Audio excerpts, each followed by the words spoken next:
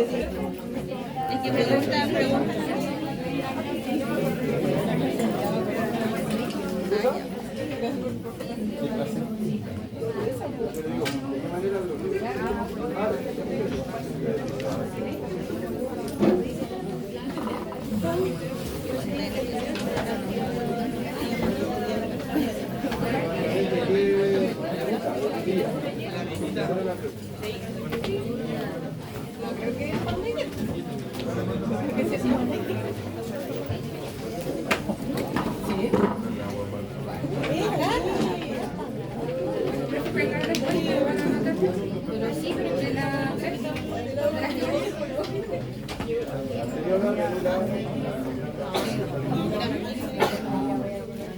Ya. Los que se van, acuérdense que esto es la solemne 2. A ver si es la continuación de la clase. Y esta es la continuación de la clase de ayer. Ya. Ayer les hablé sobre el proceso general de la odontogénesis y lo que me interesaba que quedara claro era que el epitelio interno del órgano del esmalte luego se convierte en una capa de ameloblastos y que al inicio del proceso estos ameloblastos se encuentran enfrentados a los odontoblastos. Cada una de esas dos poblaciones celulares secreta una matriz extracelular y se van alejando. Entonces esas dos matrices distintas quedan en contacto. La de los ameloblastos es la matriz del esmalte y la de los odontoblastos es la matriz de la dentina. Eso es lo primero. Segundo, en las clases donde les hablé de la biomineralización están los fundamentos de todos estos procesos. Por lo tanto, si es importante para ustedes, si es necesario, vuelvan a revisar esas clases para poder entender algunas de estas cosas como básicas. ¿Qué es lo básico de la biomineralización? Que no era lo mismo que la mineralización geológica. ¿Ya? Es que es un proceso dirigido, ordenado, que ocurre en una matriz extracelular que tiene una estructura. ¿Ya? No es todo lo contrario a preparar yeso. Porque cuando ustedes preparan yeso, ustedes mezclan el polvo con el agua, hacen el espatulado y este yeso crece de acuerdo a la presencia de núcleos de mineralización o cristalización y crece de manera centrífuga sin un orden. Si lo espatulan más, ocurre más rápido, hay más núcleos, si lo espatulan menos, ocurre más lento. Pero no hay una estructura interna comandada por moléculas. En el proceso biológico, en la matriz extracelular primero aparecen moléculas, aparecen proteínas de la matriz extracelular. Y esas proteínas conducen el proceso mineral. Por eso nosotros vimos en la histología del esmalte la presencia de varillas o prismas. ¿Ya? Por eso no es homogéneo.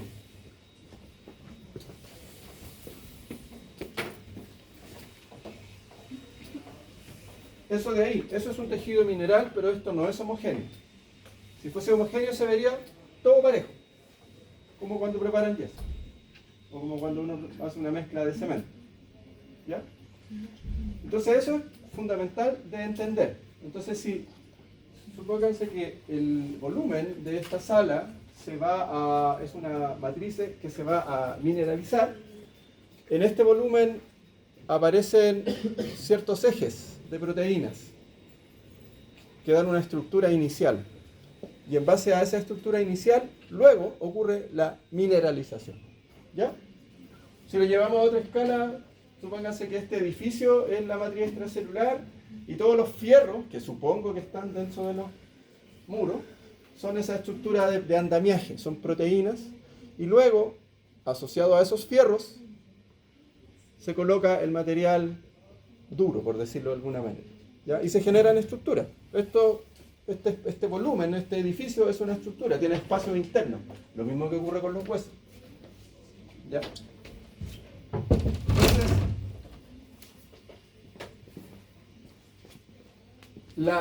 lo primero que hay que decir en el proceso de formación de la matriz del esmalte es que en la primera etapa se forma el espesor del esmalte. ¿Qué significa eso? Que el ameloblasto parte desde su punto inicial y llega hasta donde está la superficie. Y se forma el espesor del esmalte. Ese espesor de esmalte principalmente es una matriz extracelular con proteínas. Y el contenido mineral de esa matriz inicial, que ya alcanzó su espesor, es solamente un 30%. O sea, se forma la morfología de la corona, el espesor del esmalte se alcanza en esa etapa secretora, pero esto solamente tiene un 30% de contenido mineral. O sea, el 70% restante es contenido orgánico y es agua. Y nosotros ya vimos en la histología del esmalte que del 30% esto tiene que evolucionar a 95 o más por ciento. ¿Ya? Entonces, etapa secretora, se sintetiza el esmalte en todo su grosor. Simultáneamente hay una mineralización, pero solo alcanza el 30% del peso del esmalte. Entonces se forma una red proteica. Y hay una proteína que es la proteína principal de esta red. ¿Cuál es la proteína principal de la red de la matriz extracelular del tejido conjuntivo? El colágeno. ¿Cuál es la proteína principal de la red proteica de la matriz de la dentina?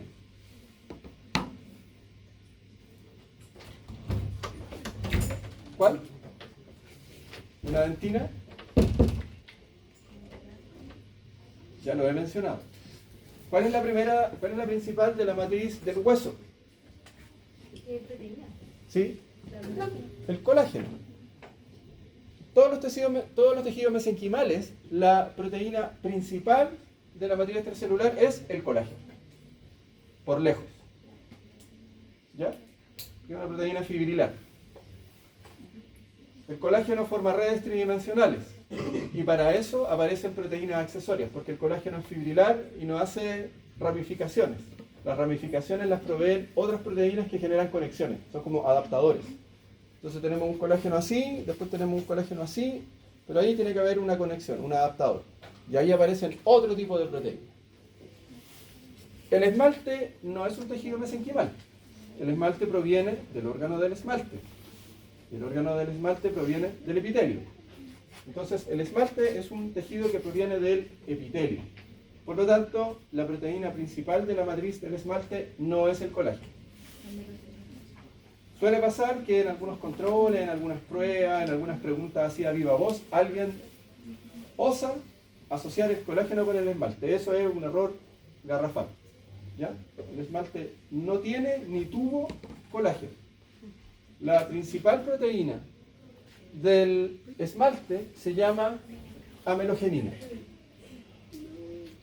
Típica pregunta de prueba. El 90% de las proteínas de esa matriz de esmalte, el 90% es amelogenina. Esa es la proteína principal. Pero también aparecen algunas proteínas accesorias para formar esta red tridimensional. Acuérdense que esto que yo les dibujo acá se ve plano, pero en realidad esto es un volumen. Y ahí aparecen estas que están acá. Tuftelina, ameloblastina, enamelina, distal les 3, FAM83H y WDR72. Pero la principal, y que me interesa que retengan, es la amelogenina. Si yo formo una matriz proteica que tiene un 30% de mineral y después ese 30% lo voy a llevar a 90 y tantos, ¿qué tiene que ocurrir con esas proteínas? ¿Tienen que qué? tienen que desaparecer. ¿Y cómo hace uno desaparecer proteínas? Acuérdense que la magia no existe. Se cortan. ¿Quiénes cortan proteínas? ¿Quién corta proteínas? Proteasas, o sea, son enzimas. Y acá tenemos otro grupo de proteínas que también son secretadas por el ameloblasto, que tienen una función de proteasa. Ojo, estamos en la etapa secretora. Entonces, en la etapa secretora, los ameloblastos, el momento en el cual yo puse estas flechas acá es relevante. ¿Qué es lo que aparece primero? Las proteínas tipo amelogenina. ¿Qué aparece después? Las proteínas no amelogeninas. ¿Qué aparece después? Empiezan a aparecer proteasas. Porque primero se tiene que formar la red tridimensional. Se forma el espesor completo. Y luego que se formó el espesor completo, empieza el proceso de recambio. Y ese proceso de recambio está catalizado por proteasas. Esta es la primera que aparece, no es la única. Esta es la primera que aparece. Se llama enamelicina. Y fíjense que también se llama metaloproteasa de la matriz número 20. Ese concepto yo ya lo mencioné en clases, las metaloproteasas. Les hablé de la 2 y les hablé de la 9. Esas tienen como sustrato colágeno. La 20, que se llama enamelicina, tiene como sustrato amelogenina. Ustedes saben eso. Las enzimas catalizan una reacción y tienen un sustrato que es específico y generan productos. Eso lo deben haber visto el año pasado, ¿no? Enzimología. Enzimología. ¿Nunca han visto enzimas? Enzimas, sustrato, producto, el delta G, todo eso. Ya, eso existe. No está solo en los libros. Ahí existe, ¿ya? Entonces, como la proteína más importante es la amelogenina, acá tengo información sobre las amelogeninas, que son una familia de proteínas todas muy similares entre sí. ¿En qué genes se encuentran codificadas las amelogeninas? En los genes AMEL-X y AMEL-Y. ¿Qué significa eso? Que son genes que están localizados en cromosomas sexuales. X-Y. Por eso, hay patologías de la formación del esmalte en las cuales hay mutaciones en esos genes y esos tienen patrones de herencia asociados al sexo. Estos genes, AMEL-X y AMEL-Y, tienen una estructura de 7 exones. 1, 2, 3, 4, 5, 6, 7. ¿Se acuerdan del exón intrón? Corte y empalme. Aquí no hay splicing alternativo, ojo. No es que se generan dos productos distintos. El splicing siempre ocurre en el mismo lugar y los exones se juntan para formar el RNA mensajero maduro. Y de estos 7 exones, el primero no contiene una secuencia codificante, sino que del segundo al séptimo están las secuencias codificantes. Ahí es donde aparece el codón de inicio y aquí está el codón de término.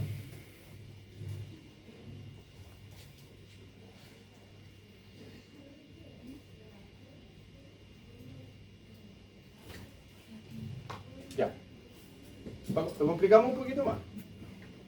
En algunos casos sí hay isoformas, producto de splicing alternativo, o porque hay duplicación de genes que no terminan siendo exactamente iguales.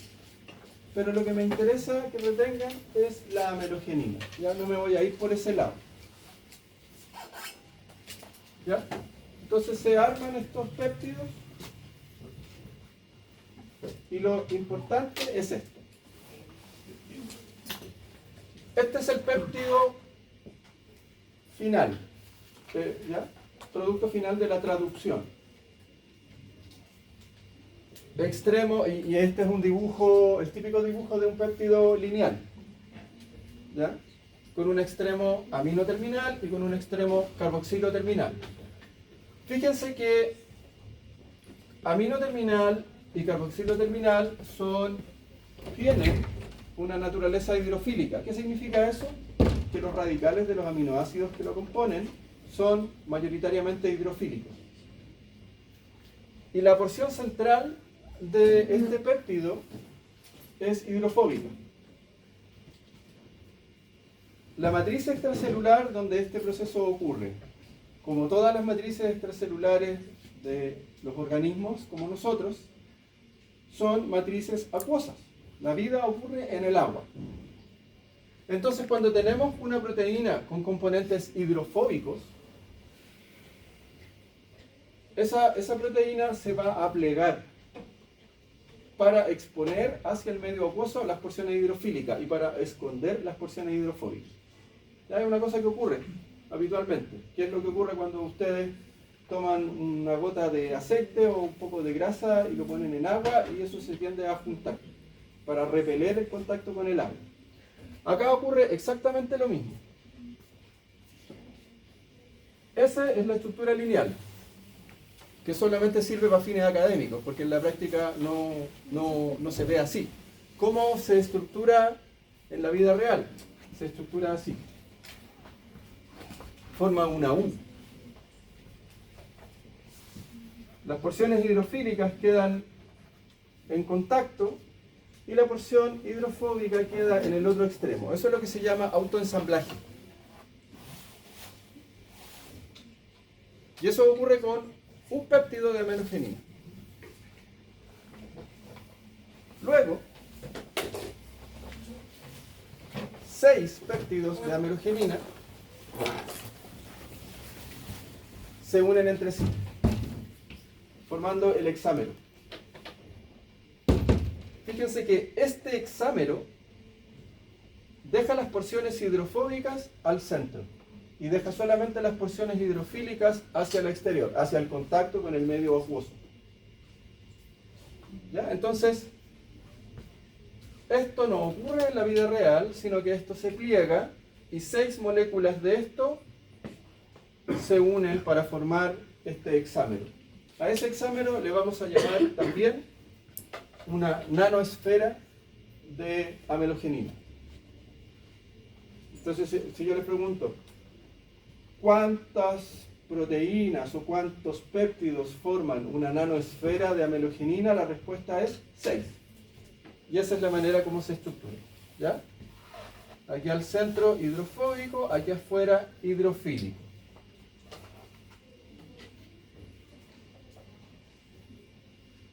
¿Vamos bien ahí?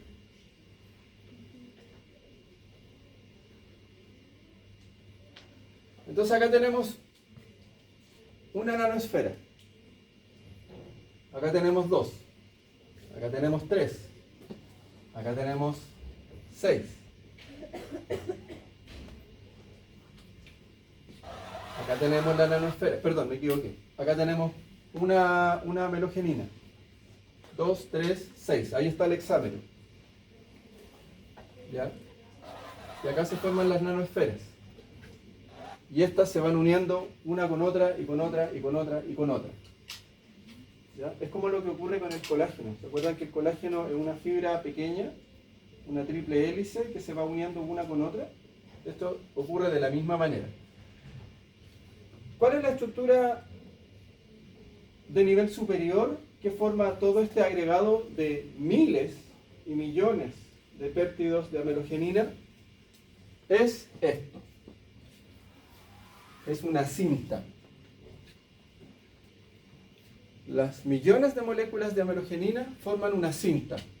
Esto es una microscopía electrónica de barrido. Y esto es amelogenina pura. Pero no es una molécula, tampoco son 2 ni 10. Son millones de moléculas de amelogenina que forman esta cinta.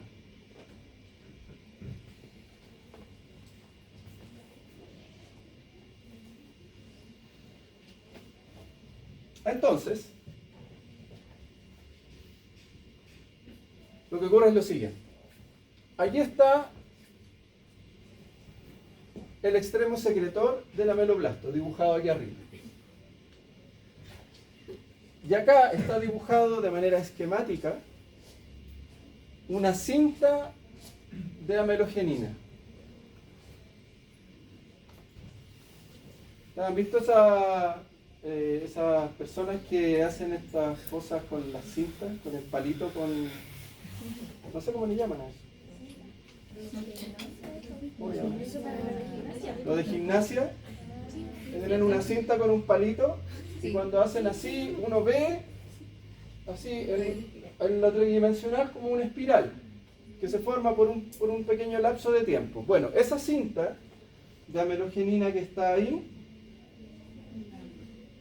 en la medida que el ameloblasto va retrocediendo y va secretando y se van formando los hexámeros y se va polimerizando toda esta amelogenina, va quedando la cinta generando una espiral.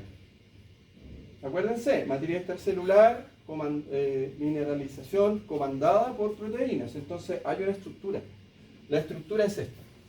La cinta toma ese recorrido helicoidal.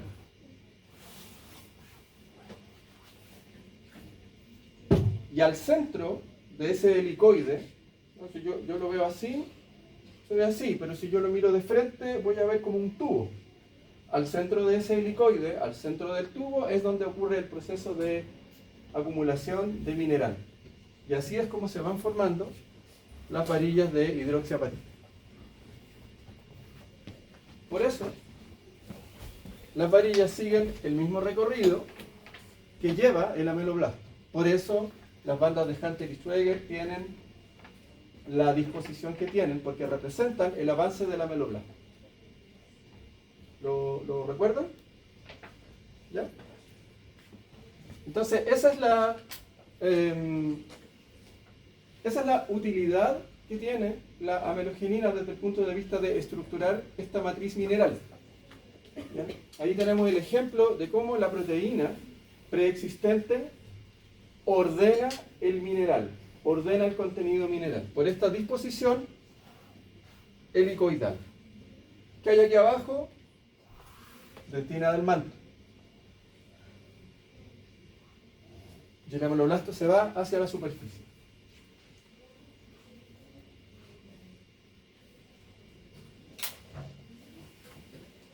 ¿Estamos bien hasta ahí con la amelogenina?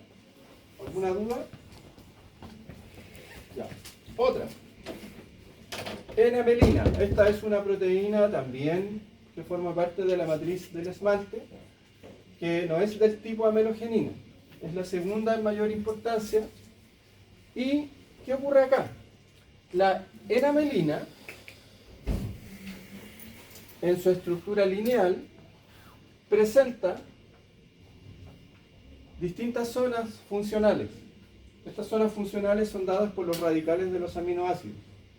Por ejemplo, acá tenemos una zona cercana al amino terminal. El amino terminal, por convención, siempre se pone hacia la izquierda. Esta zona inhibe el crecimiento de cristales. Pero tiene otra zona acá que une mineral. ¿Qué mineral va a unir? Hidroxiapatita. Entonces es lo que se denomina una molécula interactiva. Que ese concepto también lo había mencionado yo antes cuando hablábamos de mineralización biológica.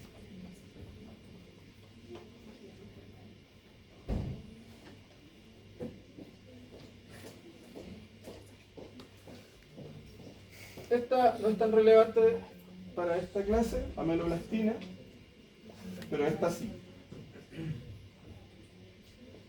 La enamelicina. La enamelicina, como les decía, es una metaloproteasa de la matriz. O sea, es una enzima que rompe proteínas. Esta es su estructura lineal. Aquí está el dominio catalítico.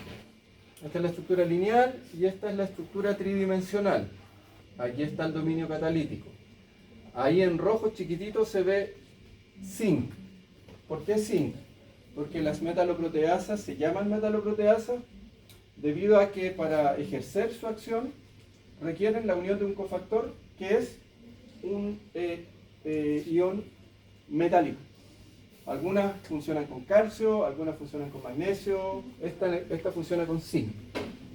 ¿Ya?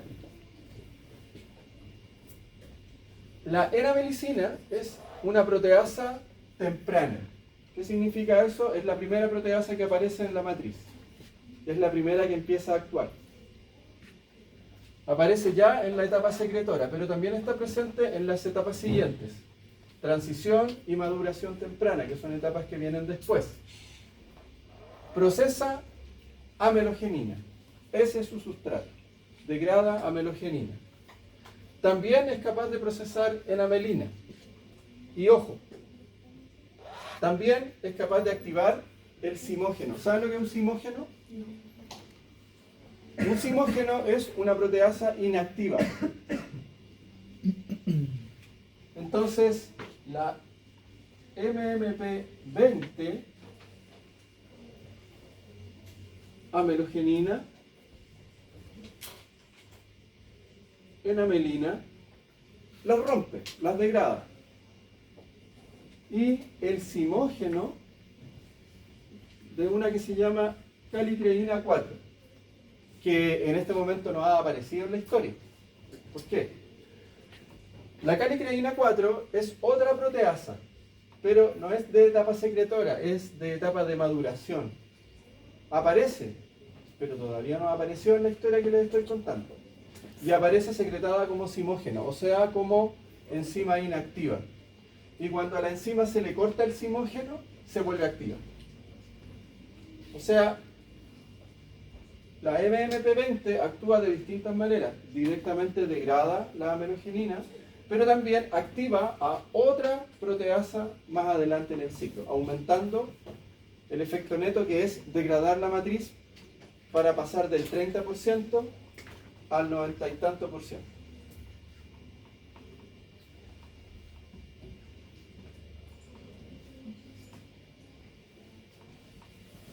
Ya, esto lo habíamos visto ayer. Acuérdense, hoy día estamos hablando de etapa secretora. Y vamos a pasar a transicional y maduración.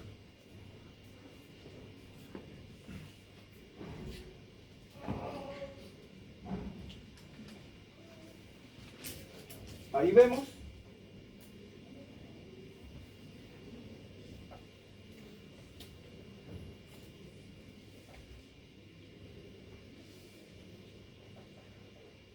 los ameloblastos, y este corte histológico presenta una detección inmune para proteínas de la matriz del esmalte. Entonces, todos estos puntos que se ven acá son los péptidos producidos por los ameloblastos y que están siendo liberados a la primera capa de esmalte. Acuérdense que la primera capa de esmalte se forma al lado de la dentina, no olviden eso.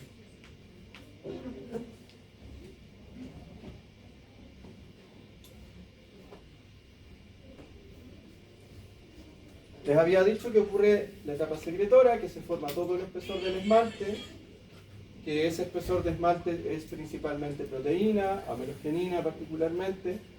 Empieza la degradación y tiene un 30% de contenido mineral. El ameloblasto deja de trabajar cuando completó todo el grosor del esmalte. No deja de trabajar, pero cambia su manera de trabajar. ¿Qué necesito yo meter ahí? O sea, ustedes ya me habían dicho, hay que eliminar proteínas, se degradan. Pero además de eliminar proteínas, tengo que subir de un 30 a un 95%. ¿Qué tengo que meterle a esa matriz? No la puedo meter como hidroxiapatita. Tengo que meter los componentes de la hidroxiapatita. Entonces, ¿qué tengo que meter ahí? ¿Qué tengo que meter si quiero que algo se vuelva contenido mineral?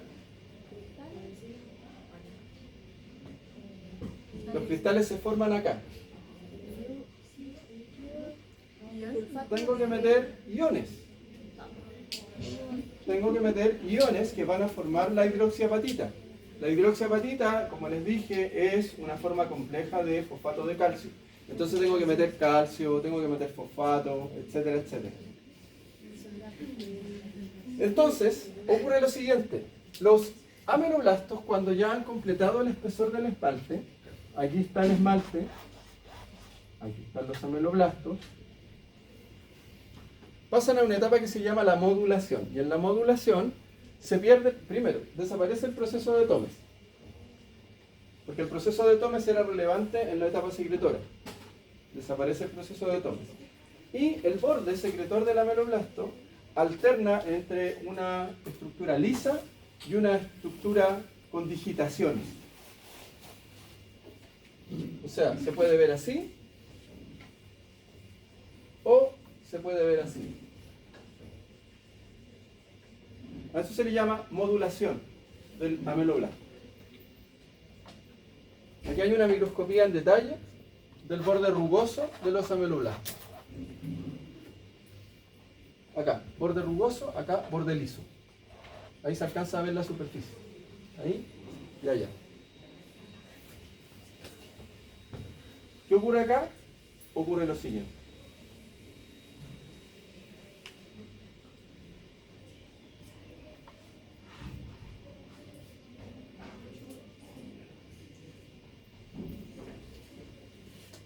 De acuerdo al pH en el cual se encuentra el medio,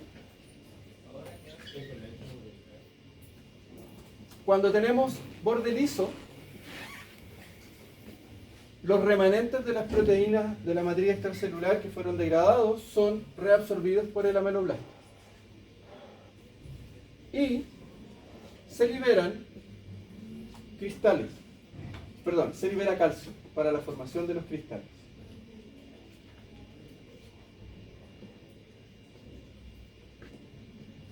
Y cuando tenemos un borde rugoso, tenemos entrada de otros minerales hacia el contenido mineral, hacia el espacio que se va a mineralizar.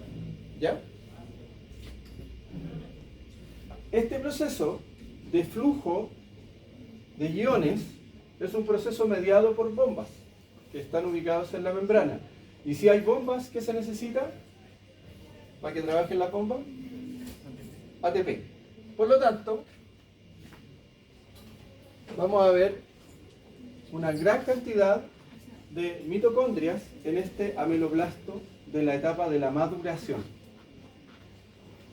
Ya no vamos a tener un gran desarrollo del retículo endoplásmico, porque el retículo endoplásmico era más relevante en la etapa secretora, porque ahí es donde se estaba fabricando la amelogenina y otras proteínas.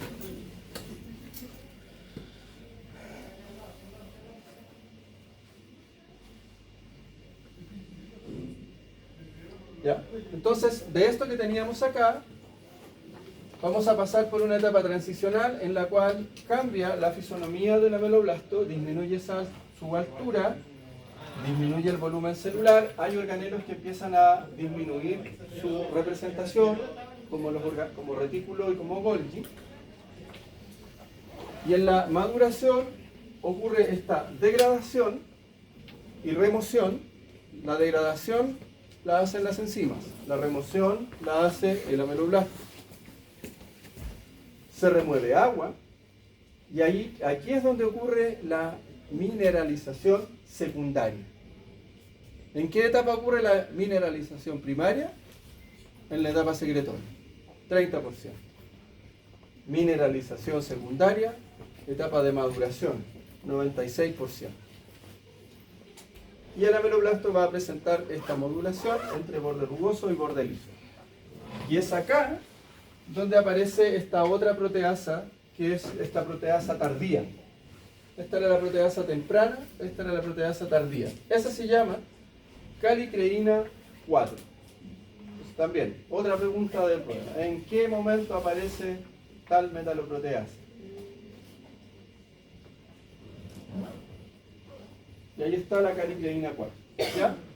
Proteasa tardía, transición y maduración temprana. Sobrepone su expresión con MMP20. ¿Qué significa eso? Que sobrepone la expresión.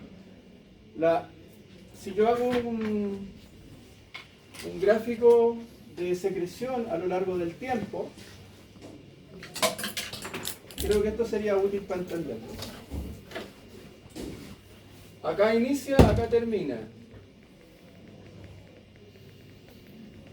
¿Cuál se genera primero?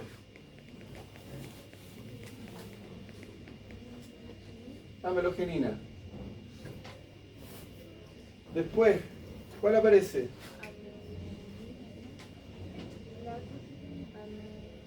MMP20. ¿Y la calicreína?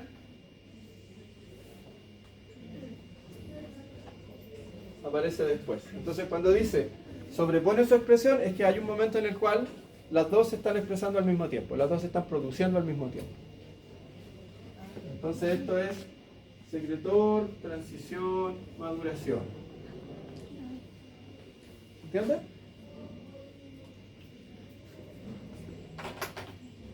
Entonces, ¿qué hace esta? Procesa melogenina y otras proteínas. ¿Ya? Y fíjense que la calicreína 4 también, voy a dibujarlo acá,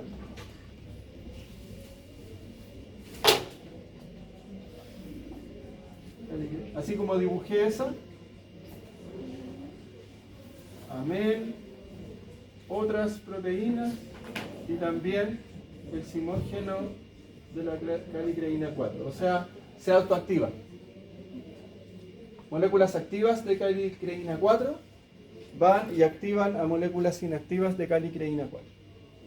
Entonces todo este proceso de metaloproteasas, de proteasas actuando al mismo tiempo, genera una reacción en cadena. Se llena de proteasas funcionales y por lo tanto disminuye drásticamente la proporción de contenido orgánico que hay en esa matriz. Y por eso al final del proceso prácticamente no queda nada excepto mineral. Eso explica por qué el esmalte es el tejido más duro del organismo.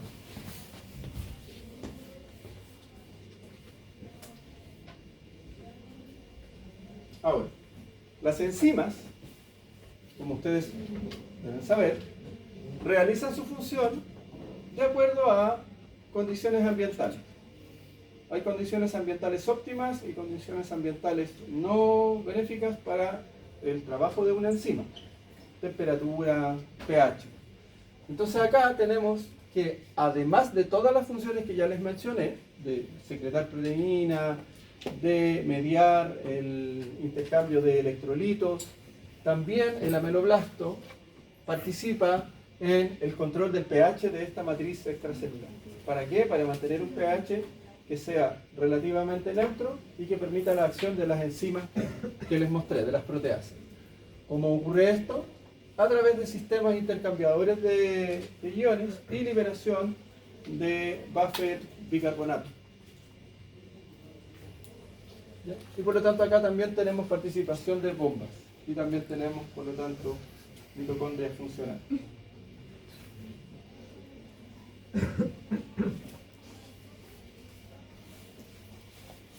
Después de todo lo que les he dicho, traten de volver a la imagen del órgano del esmalte. El órgano del esmalte que le daba la forma a la corona. Ese órgano del esmalte se va moviendo hacia la superficie porque los ameloblastos se van moviendo hacia la superficie. Y llega un momento en que el órgano del esmalte colapsa.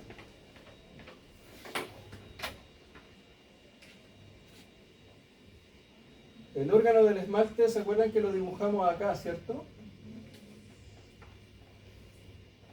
Bueno, cuando este proceso ya forma completamente la corona, el esmalte, perdón, y cuando estamos en la etapa de maduración tardía, cuando ya se está alcanzando el 90 y tanto %, el órgano del esmalte colapsa. ¿Y qué significa eso?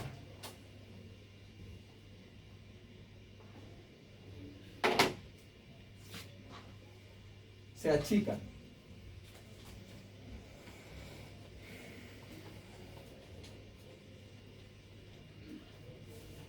Ya no somos capaces de observar el retículo estrellado, el estrato intermedio. Vemos solo una multiplicidad de capas celulares que se desinflan y quedan pegadas a la superficie del diente, a la superficie del esmalte. ¿Ya? Eso se denomina epitelio reducido del esmalte. Otro nombre más.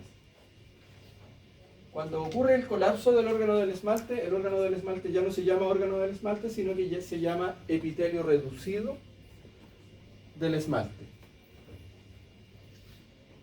¿Qué tipo celular, qué morfología de ameloblasto vemos en este momento? Esta que está acá. Y ahí ya podemos decir que el ameloblasto ha cumplido y se retira. Se vuelve una célula cuboidea y ya no participa en el proceso. Ya participó secretando matriz, ya participó regulando pH, ya participó reciclando componentes orgánicos de la degradación de proteínas, ya participó proveyendo iones hacia la matriz que está madurando y deja de ser una célula funcional y se convierte en una célula cuboidal.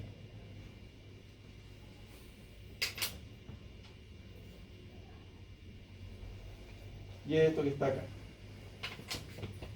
Acá hay un corte histológico obtenido por desmineralización. Yo veo tejidos blandos. No es por desgaste, como otros que les he mostrado. Entonces acá vemos pulpa, vemos la dentina que todavía se está formando. Fíjense que la dentina no tiene mucho espesor. Los odontoblastos van acá, se van moviendo hacia abajo, o hacia el centro, digamos. Y acá está el espacio donde estaba el esmalte. En el procesamiento de este corte histológico se trata con ácidos para sacar el contenido mineral y yo veo solo tejidos blandos. Entonces el tejido duro queda como un espacio vacío. ¿Por qué? Porque aquí el 90 y tanto % era contenido mineral. Entonces desapareció todo lo que había aquí adentro. Pero sí observo esto que está aquí encima. Y esto que está aquí encima es el epitelio reducido del esmalte. ¿Ya? Es el remanente del órgano del esmalte, que colapsó, se achicó y quedó pegado ahí.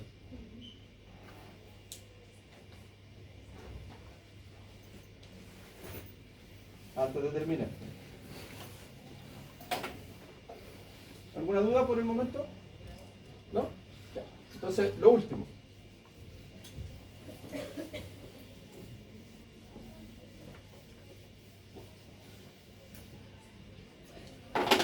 Lo último, pero igual importante.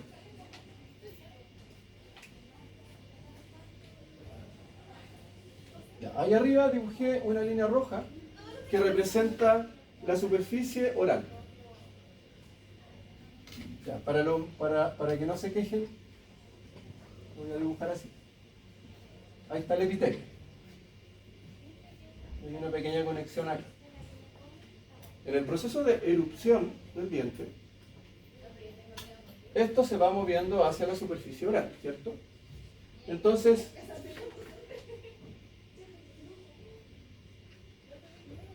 me voy a encontrar con un momento en el cual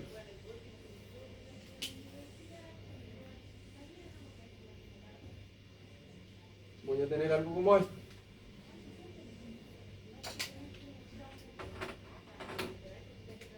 Acá está el epitelio reducido. Ahí pueden quedar unos restitos, de hecho. Entonces, cuando esto entra en contacto con el medio oral,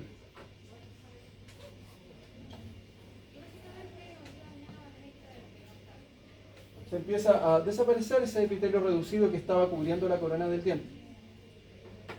Y si avanzamos más en el proceso, voy a dibujarlo así para que quede claro la similitud.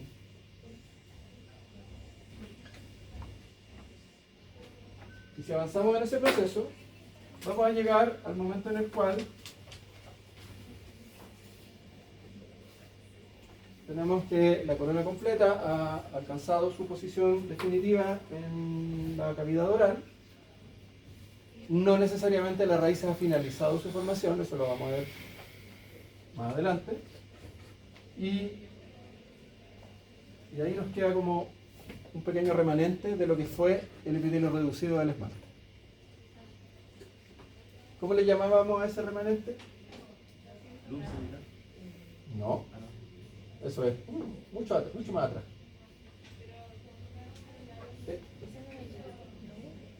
El epitelio de unión, exactamente. ¿Ya? Por eso, ahora calzan las piezas. Por eso, en la clase donde vimos epitelio de unión, yo al final de la clase les mostré unas histologías con inmunodetección de proteínas asociadas al ameloblasto. Y esas proteínas se marcaban en el epitelio de unión, pero no se marcaban en el epitelio oral. ¿Ya? Entonces esa es como la explicación de por qué el epitelio de unión es un epitelio distinto al epitelio oral.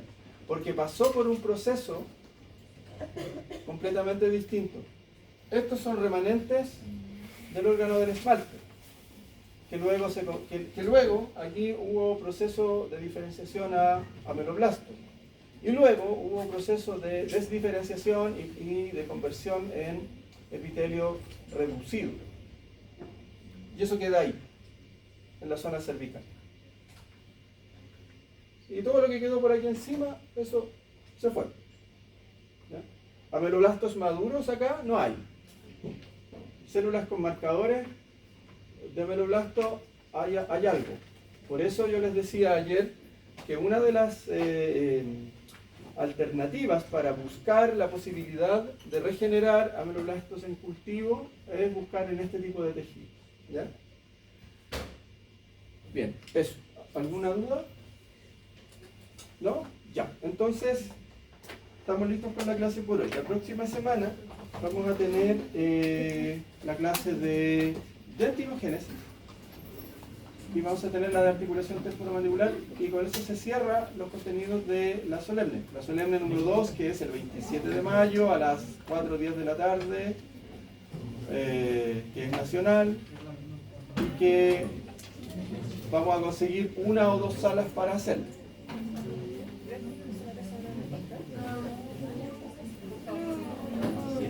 No entiendo cómo lo que les acabo de decir implica que no hay control la próxima semana. Porque no lo nombramos la próxima. Sí, se me había olvidado, pero gracias a que me mencionó, está bien, es la función de la delegada. Así como saberse el nombre de todos sus compañeros. La próxima semana hacemos control de esta clase solamente, de lo de hoy. El martes, solo de lo de hoy, solo de lo que vimos hoy. ¿Sí? Sí. Sí.